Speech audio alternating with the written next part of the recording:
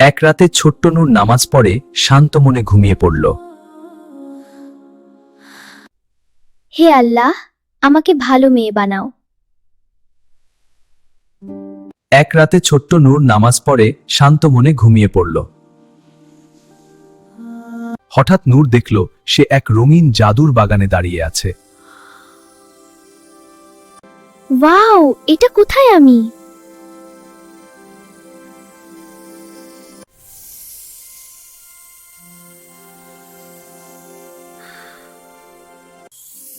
ভয় পেও না নূর, আমরা তোমার বন্ধু। তোমরা কে? নূর, আমি হচ্ছে দয়ার পরী।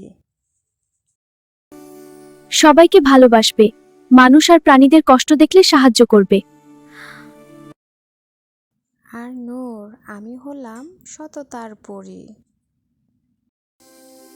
সত্য বলবে, কখনো মিথ্যা বলবে না। লক্ষ্মী সোনামণি নূর, আমি হলাম ধৈর্যের পরী। তাড়াহুড়ো নয়, ধীরে ধীরে ভালো কাজ করবে।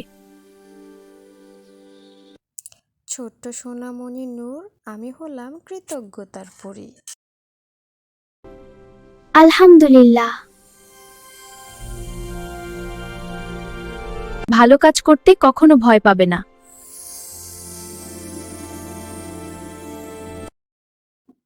আমি হলাম সাহসের পরী নূর।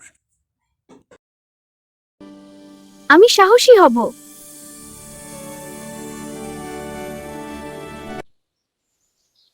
আমি দয়া সততাহীনে বড় হব।